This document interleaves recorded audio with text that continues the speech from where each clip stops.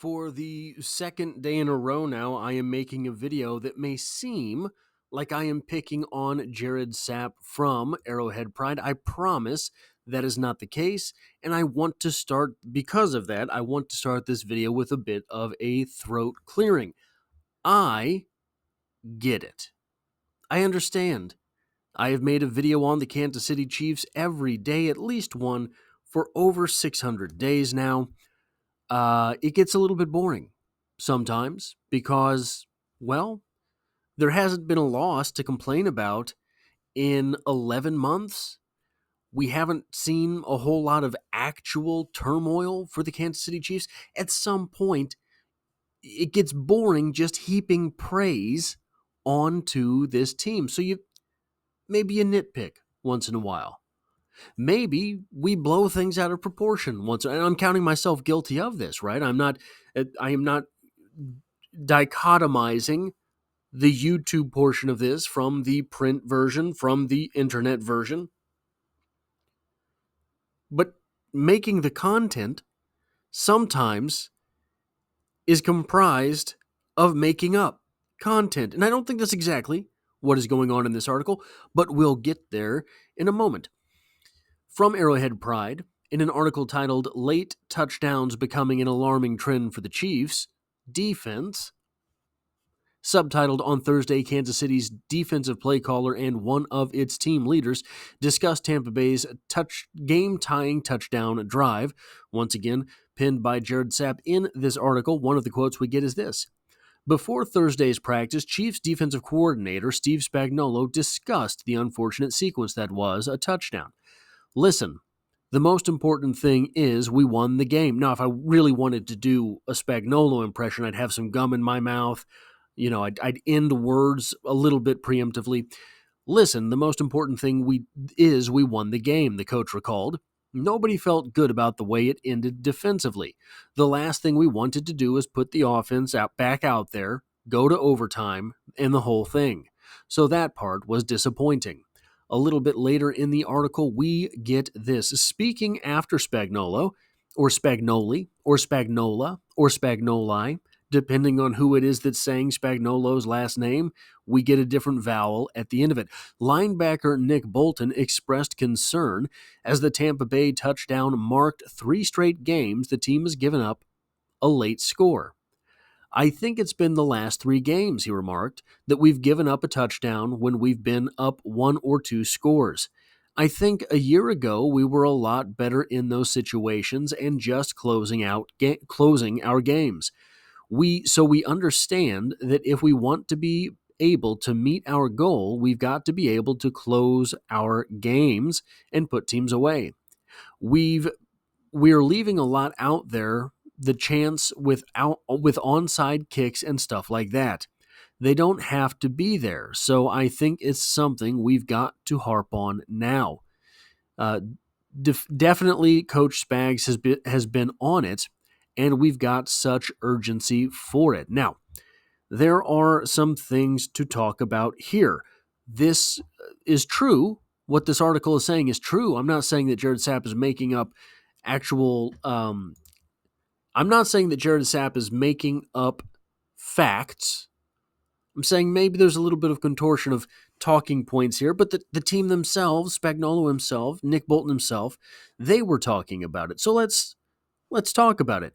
I think that there is some context necessary for this. And I'm going to start where I start all of these kinds of discussions where we're talking about whether something is positive or negative. The Kansas City Chiefs, I don't know if you've heard this, they're 8-0. And I know that might seem to be an irrelevant fact, and this article is talking about tempting the fates by allowing late game touchdowns, but there's a difference, I think. Not all late game touchdowns are created the same. So, for example, when you think about a football game, there's a mission, there's a strategy, and there are tactics. Those are the 3 levels. The mission is on top, the strategy is implemented, the tactics help to execute the strategy. The strategies hopefully execute the mission. The mission, obviously, is to win. The strategy can be myriad. So, for example, against the Broncos, I imagine part of the strategy might be make Bo Nix beat you. Make Bo Nix, the rookie, beat you. One of the tactics that you could employ in order to make that strategy go is saying to your cornerbacks, line up on the inside. Inside shade the wide receivers and push them to the boundary.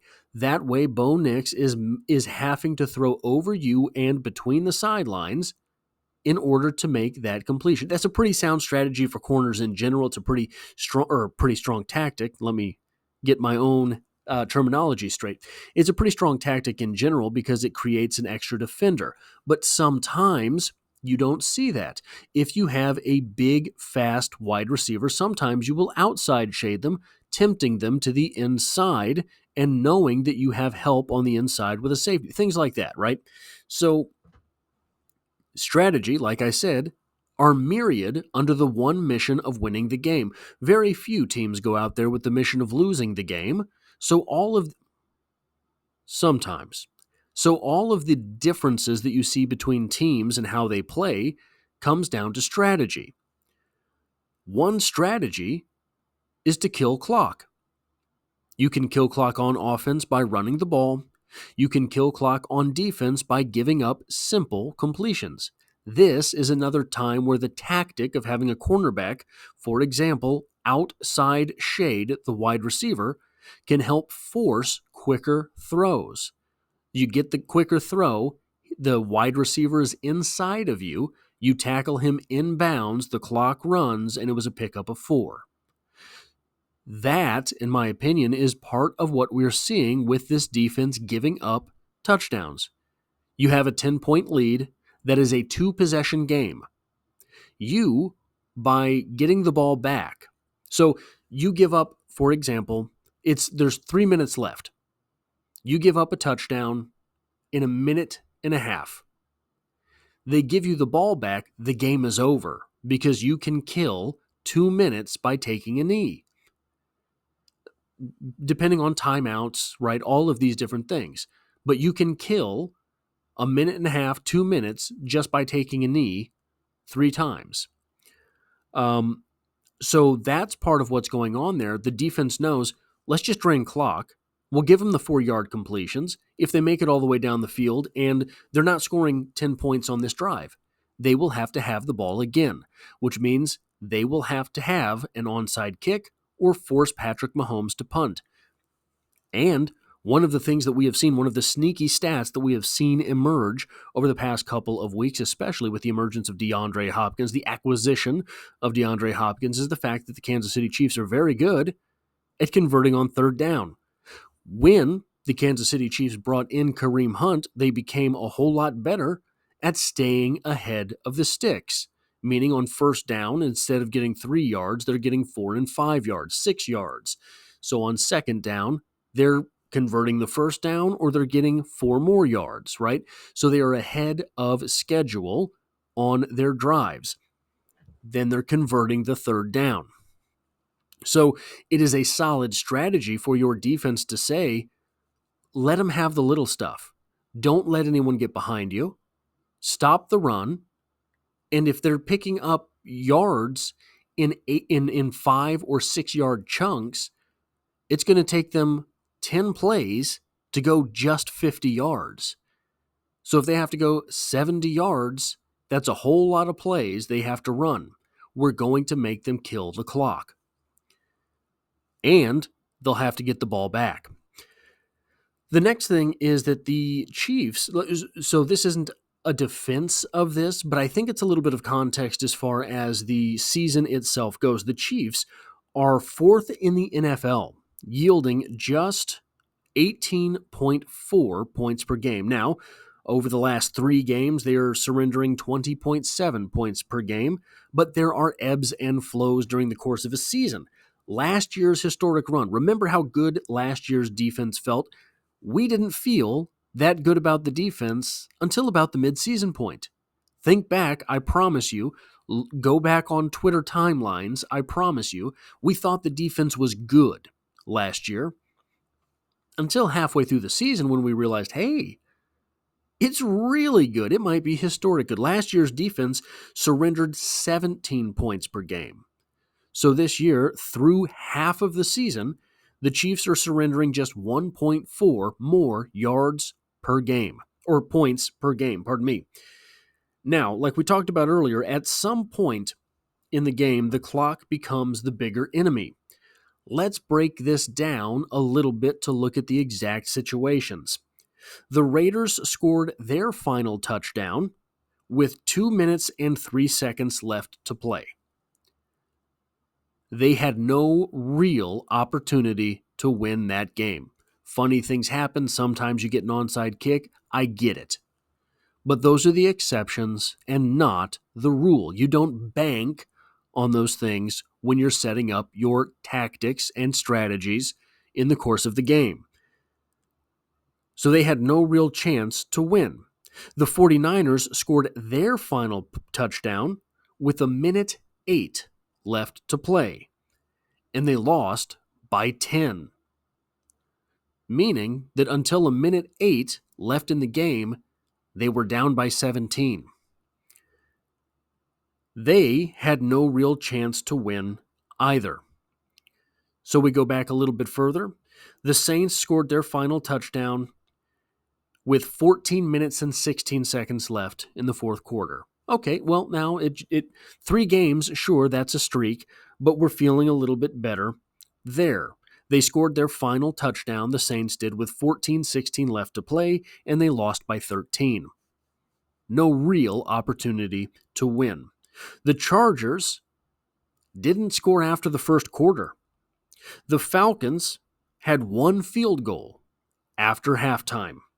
The Bengals had a fourth quarter field goal and only 10 points after the half. The Ravens had 10 points after the half, and all of them came in the fourth quarter. But that's kind of what a team like the Ravens is able to do. They are one of these feast or famine type teams. Once things start working, a lot of it goes downhill. But the Chiefs kept them from having things working for a real long time. Now, going back to the ideas of DeAndre Hopkins and Kareem Hunt, with the addition of these 2 players, the Chiefs will continue getting better at third downs and keeping the ball. So the defense, I'm not going to say they can relax. That would be a bit silly to say. That would be a bit silly to imply. But the burden is not as heavy as it was. The Chiefs, in addition to third downs and keeping the ball, well, they're going to get better at scoring points, aren't they? The red zone offense is starting to come alive. We saw last week DeAndre Hopkins with 2 touchdowns in the red zone. That's going to open things up for Travis Kelce. That first DeAndre Hopkins touchdown was opened up because the safety was necessitated towards the line of scrimmage by Travis Kelce crossing his face. You see Travis Kelce cross your face, you attack him. Doesn't matter. Maybe they complete that ball in the back of the end zone to DeAndre Hopkins, or maybe Patrick Mahomes has to double clutch and he gets sacked. But you bite on Travis Kelce. That is a sound tactic. The burden on the defense to be perfect will be diminished. DeAndre Hopkins, has 10 receptions for the Chiefs. In those 10 receptions, 7 first downs, 2 touchdowns.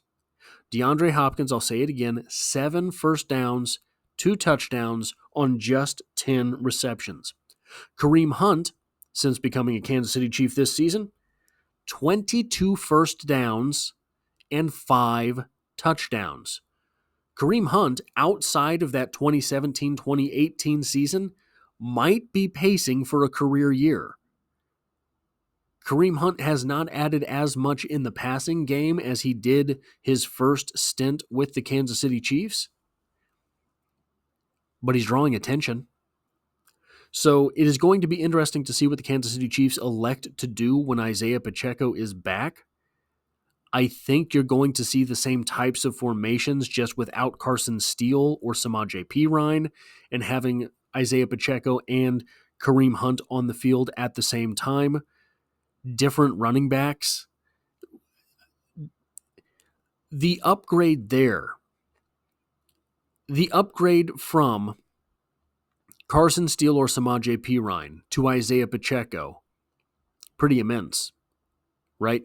So in the versatility of those guys, Isaiah Pacheco might not be as accomplished in the NFL as is Samaje Perine in the pass catching department, but we know it was an area of emphasis for him this offseason. If he does return and is able to bring those skills with him and is not rusty, guys, that is a nasty setup for having a receiving back in the backfield with a thumper. And look, if you want to call Kareem Hunt or Isaiah Pacheco a thumper, I'm on board. It makes sense. If you want to call Kareem Hunt or Isaiah Pacheco a receiving threat, I'm on board. It makes sense. We haven't seen it as much from Kareem Hunt yet. We haven't seen it as much from Isaiah Pacheco yet, but they have all of the skills you need. So that is the umbrage that I take with this article. I don't think I'm not making this video in bad faith, and I don't think that the article was written in bad faith. It's just at some point you have to find something interesting to write about. At some point you have to find an interesting idea to make a video about, and it's hard when all the Chiefs do is win, win, win.